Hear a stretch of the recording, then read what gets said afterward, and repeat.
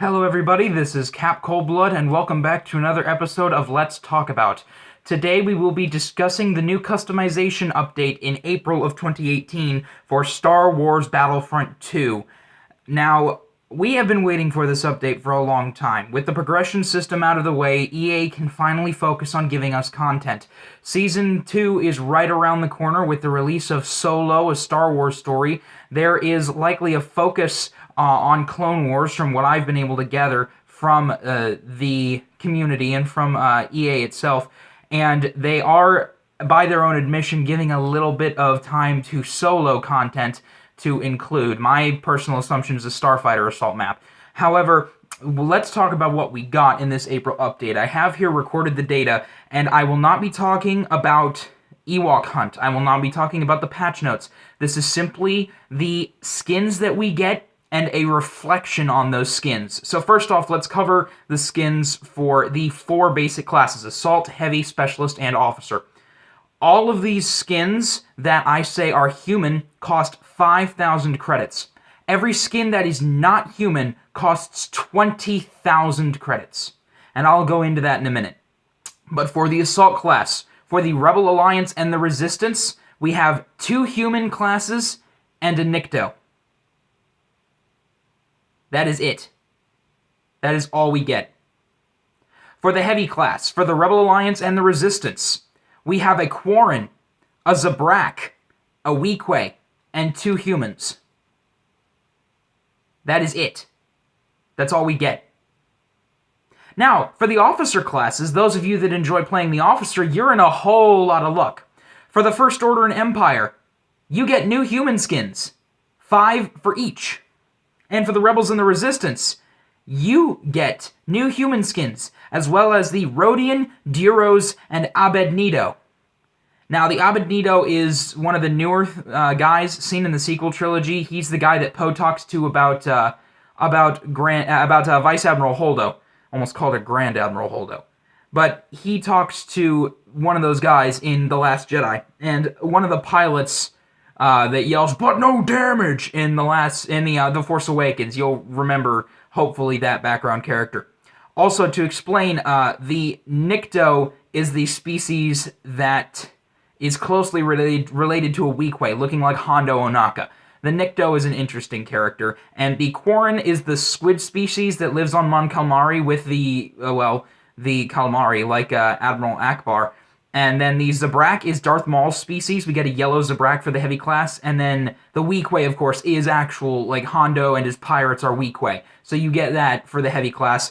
And then finally for the Specialist class, they get the Twi'lek, like in the first Battlefront. They get the Mirialon, which is just an African-American woman that looks slightly different, a little bit more buff. And then the Aqualish, which is in the campaign, you have to rescue the instructor of Iden Versio and Inferno Squad. You have to rescue Protectorate Gleb. That's her species, and the Specialists get to play as her. And they get 4 human skins as well, but that's only for the Rebels and the Resistance. So we get a few human classes and a few aliens, but only for the Rebels and the Resistance. And let me tell you something. 20,000 credits to purchase any of the aliens for one faction. I had 60,000 credits. I spent 20,000 on the Quarren Heavy Gunner for the Rebel Alliance. I don't get him in the Resistance. I have to pay again to get the same species in a different faction. Now, if the skins were vastly different, let's say we got a Zabrak and a Duros in the Resistance, but a Quarren and something else in the Rebel Alliance, I'd be okay with that, but I'm paying twice for the same skin in a different faction. And if I can't choose what faction I play as, like if I can't choose whether we fight on Kamino or some other planet, then what's the point of having the skin? I get to use it like barely any of the time that I play. Which means I have to grind out more credits to get a ton of good skins that I like. So, if you have been watching, paying attention and hanging on to this thought, I want to bring this back. Virtually no Galactic Empire customization. Virtually no First Order customization. No Separatist customization for those of you that are into droids. No, there's nothing. There's no Clone Trooper skins. We've all seen the leaked content for Battlefront 2's customization. We saw all the clone battalions leaked. We saw not many Stormtrooper customizations, but we saw a few things. And it's disappointing. This update, we've been waiting so long and grinding so hard just to be ready for it, to lose all of our credits like that, and to get so little out of it. That's for the troopers. The trooper customization is extremely lackluster. I wish we had more. Why do the good guys get all the good stuff? Come on, give the dark side some love. Give us some good stuff other than just humans. An African-American officer. An officer that literally skins from the first Battlefront, 2015 Battlefront. We get those in this game. They're ported over. Like, come on. Progression update is out. Get to work. Now, I will say the saving grace of this whole customization thing is the heroes. The hero skins look incredible. They are all awesome. However, they are vastly overpriced, but I will provide my own counter-argument to my overpriced comment after I'm done reading off the skins. So, for hero skins, we start with Rey. She has the Octu appearance, which is if you pay attention in The Last Jedi, when she arrives to convince Luke to leave the island, she is in a different costume than when she goes to face Kylo Ren. That's Jedi training Rey, when she's training with Luke. Octu Rey is when she first arrives on Octu, and she looks very different from the Jedi training, if you pay attention. That skin is 40,000 credits. Chewbacca is wounded. It's when he was wounded in The Force Awakens. He gets an arm patch on this arm, on the left arm. It's only 5,000 credits. It's not too big. Han Solo gets his Endor appearance. He gets a big Endor shaded camo overcoat. Looks really cool. The black underneath. It looks really cool. It also costs 40,000 credits. Iden Versio, the commander skin, she takes off her helmet and she loses her big chest computer here, the big sensor on her chest, and that's blanked out. It's 20,000 credits for that appearance. Kylo Ren, he gets a scarred appearance. His helmet is taken off, his cape is taken off, and he has the solid scar up his face, which is the Last Jedi appearance. Now, we had Kylo Ren unmasked, but that's more from The Last Jedi, before he was, more from The Force Awakens, excuse me, before he was wounded by Rey. So this is the Last Jedi appearance that you can buy for 40,000 credits. 40,000 credits for almost all of these. Leia gets the Endor helmet and poncho like she did in the first Battlefront 2015. Again, 40,000 credits. No Luke Endor appearance. I'm interested about that. Of course, Luke didn't really have that much of an Endor costume, but still, it would have been nice to see. Maybe they're holding it out. I don't know. I didn't see it, and it's definitely not there. Lando Calrissian gets the Administrator outfit, the outfit from the original trilogy, the blue coat and the yellow cape. You know, I really like that appearance. I love, because that's classic Lando. I love that appearance, and whenever I see somebody wearing that skin for 40,000 credits, I'm going to really enjoy just looking at it, and because it's really, really quality skin. And then Yoda gets a hood. For 20,000 credits, his hood is pulled up. Like, come on. Nothing for Darth Maul. They could have made a hooded Darth Maul. They could have made, like, Clone Wars legs Darth Maul, where he got chopped in half. They could have Spider Darth Maul. Nothing for the Emperor, which is what I expected. Nothing for Darth Vader or Bosk or Boba Fett, which is what I expected. I didn't really expect them to do anything different with them. No hero ship stuff, no Enforcer customization, no Jump Trooper customization, no Fighter customization. I understand all of those. I understand completely all of those, because it is so very difficult to make ships and heroes that are looking one way the whole set of films. It's hard to make them look unique. But let's get on to the whole thing. Now that I've talked about what I like, let's talk about what I don't like. First off, we were promised 50 skins. We got a ton of good hero skins. A ton of good hero skins. They all look good. They're all worth your credits to a varying extent.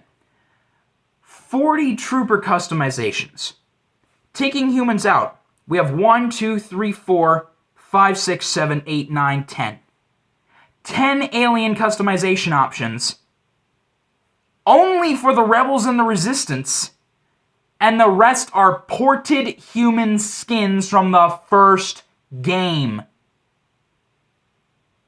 And they are almost all overpriced. The alien skins are 20,000 credits each. That is okay, except for the fact that it varies by faction. You get a Quarren Gunner for the Resistance, you have to pay again to get them in the Rebel Alliance. My situation is vice versa. I paid Rebels, now I'm going to have to pay Resistance. I'll probably go for the Zabrak, but that's a personal choice of mine. But for the Galactic Empire and the First Order has one with an eye patch, has a First Order officer with an eye patch on the left eye. That's pretty cool. But they're almost all humans. There is no, and I repeat, no, and I say again, no customization for the First Order Stormtrooper, the Galactic Empire Stormtrooper, or the Clone Trooper. I do not care if they are holding out for the next season, because the next season has not been announced as Clone Wars. I'm assuming it's going to be Clone Wars, because the community has been screaming about Clone Wars, to the point where I'm getting annoyed about how much they're screaming about Clone Wars. I assume EA is busting their backside trying to get General Kenobi and Grievous ready, and a Clone Wars update, because people want more prequel trilogy stuff. Let's face it, there are a lot of prequel fans playing these games. There are less original trilogy fans and less sequel trilogy fans playing this than prequel trilogy, because the prequel fans are growing up there, they want this kind of game.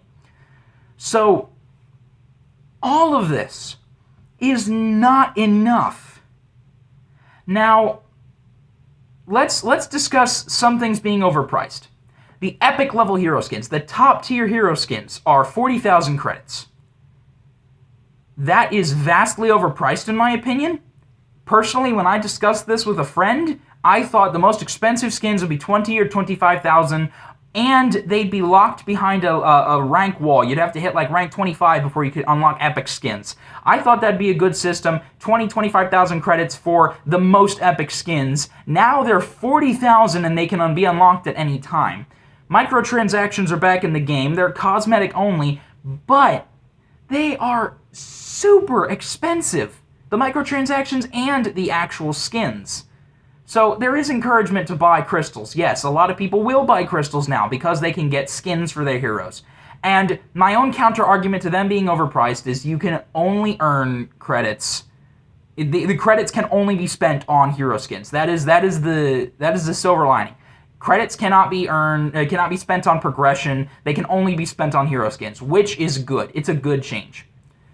But still, they're vastly overpriced, in my opinion. We got a ton of humans and 10 aliens, and a good number of awesome-looking hero skins. Nothing for clone troopers, nothing for separatists, virtually nothing for Galactic Empire and First Order. Virtually zero. So, I've tried to make this be a pros versus cons, but in this update, in the April customization update, not counting the bug fixes and not counting Ewok Hunt, I haven't played that yet. With all of that, just the customization, taking it as it is, with a grain of salt, it was not worth the wait. There is not any pride and accomplishment in unlocking this. I saved up. I played the game for a good long while. I played on and off because I was waiting, I was saving my time to enjoy this when I had one free day of Star Wars Battlefront 2, unlock a whole set of skins, go out with a friend or two, and just have some fun with the new stuff in Battlefront 2. I got the Octu Ray skin and a Quarren Rebel Gunner for the heavy class. That's literally all I got. I wanted a Clone Trooper. I wanted a Stormtrooper. I wanted something. And I could get virtually nothing. And it wants me to spend money in order to unlock more skins. Like, come on. I paid $60 for this game. I don't want to have to pay currency to unlock the cool stuff. I will gladly earn the credits. But with the reintroduction of microtransactions, people will be encouraged to pay for skins, and that's fine. But you've made them, EA, you've made them so expensive, the epic ones, and even the non-epic ones. It's going to take hours and hours of grinding for even one skin. I mean, when you play a game of Galactic Assault, let's say you play a game of Galactic Assault, you play the full match, and let's say you do really well. You may get 800 credits if you're really lucky per 20 or 25 minute match. In Starfighter Assault, you get an average of 350 to 500. 500 if you do really well and play the full game.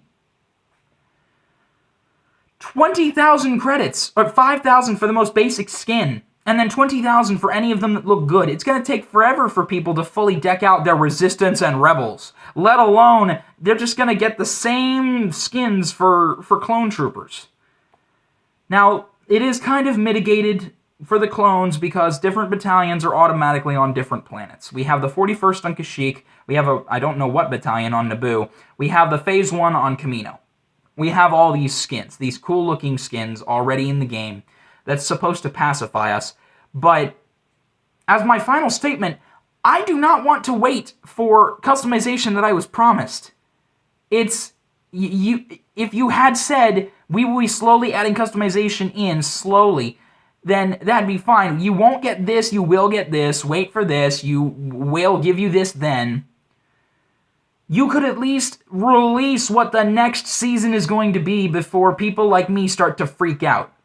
Now, with my whole initial kind of rant over, I'm going to sit back, I'm going to wait until they add stuff like clone skins and stormtrooper skins and really, really good stuff that I've been waiting for, because they haven't said that it's not coming and they haven't said that it is. So after this whole initial reaction, I'm just going to sit back, enjoy what I've been given, but to quote Supreme Leader Snoke, my disappointment cannot be overstated. Like, we've waited so long. It's been almost half a year since this game released, and it's not enough. It's just not enough. Now, hopefully Ewok Hunt will make up for this lack of customization in characters, but I'm really not certain it's worth it. It's not enough. It really just isn't. So, thank you guys very much for watching, and I'll see you on the next episode.